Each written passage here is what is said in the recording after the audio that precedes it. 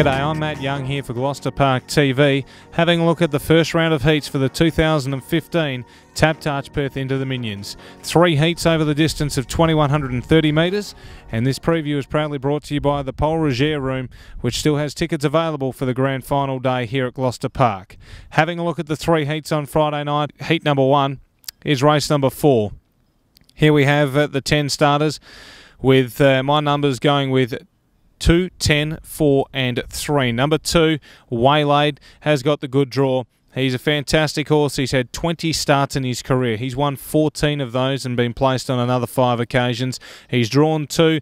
People will question his gate speed. Gary Hall Jr. hasn't bustled this horse out for a while. I think he will be close enough to them. If he finds the pegs, he should win the first heat of the Inter Dominion here for 2015. Number 2 on top. He'll be short, but it should be a sweet way to start the series. Number 10, Jason Rules, has had 2 runs in WA with new stable Michael Brennan and looks reasonably well placed. Barrier draw suits perfectly, likely to be 3 back the pegs if the speed map is correct, and this horse, if he gets a little bit of a luck in the concluding stages, will be running home very well. So number 10, Jason Rules in for second. 3, Shannon's a Blast, put it in for third. And like this horse's toughness, I think he'll be outside the leader, which is a good spot to be. As long as you're tough enough that you can be there at the finish, I think he can hang on for a place. So Shannon's a Blast in for third for Darren Elder, and for fourth, number 4, Devendra, for Jimmy Rattray. He's got a bit of pace to this horse. It's got a nice record, likely to press forward in the early stages, could be very handy to them, and will be finishing off well. Of the others in the field, Mac 2, he's rising up in grade massively, but the barrier draw does help, so he's one for your first 4 plays.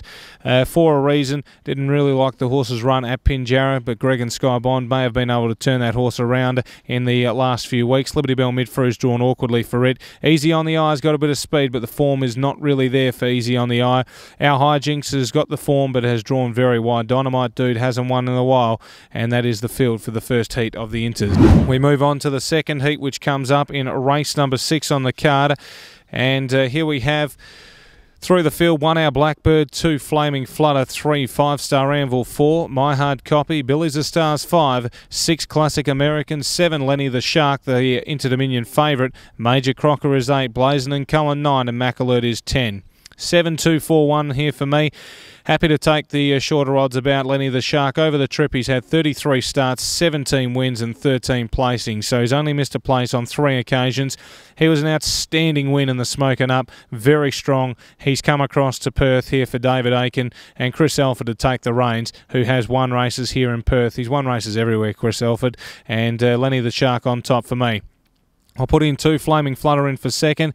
I think if he can work around the 1 in the early stages, he'll be in a really dominant position, and his form is solid enough. So 2 in for second, Flaming Flutter for Jeff Webster and Greg Sugars. For third, number 4, My Hard Copy. He's going to slot into a decent position in the early stages, and he is peaking at the right time of year. He'll be running home really well from a good sit throughout. And for fourth, number 1, Our Blackbird for Ross Olivieri and Stewie McDonald, likely to be on the pegs, close to them, and the horse has been going all right. It's been crying out for a barrier draw for a fair while. 7, 2, 4, 1.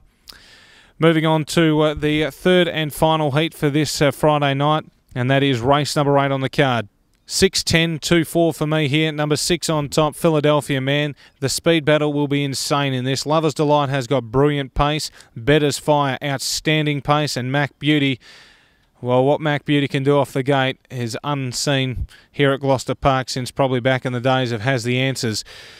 Mac Beauty will be leading. I can guarantee that, or if he doesn't lead, it's going to be suicidal speed. So Mac Beauty's record over the 2100, 11 starts for 3 wins and 3 placings. So a horse who loves the Menangle track and the 1400 metres doesn't really appeal to the 2100 that often. So I think Mac Beauty will probably be getting a little bit tired towards the end. So I've thrown it in for fourth. On top, Philadelphia Man.